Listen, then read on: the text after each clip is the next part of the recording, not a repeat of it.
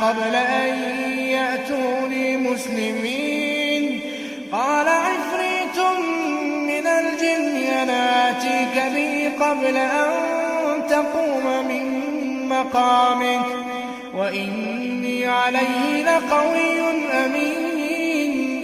قال الذي عنده علم من الكتاب أنا آتيك به قبل أن يرتد إليك طرفك فلما رآه مستقرا عنده قال هذا من فضل ربي ليبلوني أأشكر أم أكفر ومن شكر فإنما يشكر لنفسه ومن كفر فإن ربي غني كريم. قال نكروا لها عرشها ننظر أتهتدي أم تكون من الذين لا يهتدون. قال نكروا لها عرشها ننظر أتهتدي أم تكون من الذين لا يهتدون.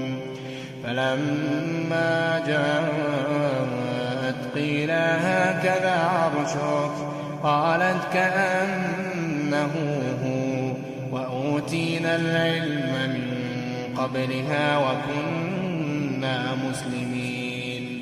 وصدها ما كانت تعبد من دون الله إنها كانت من قوم كافرين. قيل لها ادخل الصرح فلما رأته حسبته لجة وكشفت عن ساقيها قال إنه صرح ممرد من قوارير. قالت رب إني ظلمت نفسي وأسلمت مع سليمان لله رب العالمين. ولقد أرسلنا إلى ثمود أخاهم صالحا أن اعبدوا الله فإذا هم فريقان يختصمون. قال يا قوم لم تستعجلون بالسيئة قبل الحسنة لولا تستغفرون الله لعلكم ترحمون. قالوا اطيرنا بك وبمن معك قال طائركم عند الله بل أنتم قوم تفتنون. وكان في المدينة 9 رهط يفسدون في الأرض ولا يصلحون. قالوا تقاسموا بالله لنبيتنه وأهله ثم لنقولن لوليه ما شهدنا مهلك أهله وإنا لصادقون. ومكروا مكرا ومكرنا مكرا وهم لا يشعرون. فانظر كيف كان عاقبة مكرهم أنا دمرناهم وقومهم أجمعين.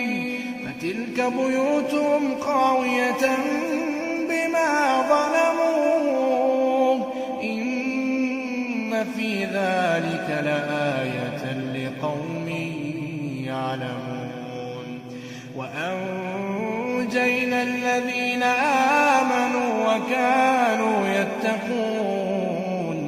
ولوطا إذ قال لقومه أتأتون الفاحشة وأنتم تبصرون أئنكم لتأتون الرجال شهوة من دون النساء بل أنتم قوم تجهلون.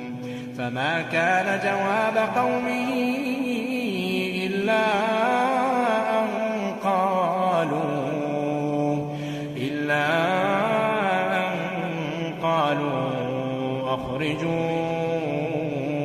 آلَ لُوطٍ مِّنْ قَرْيَتِكُمْ إِنَّهُمْ أُنَاسٌ يَتَطَهَّرُونَ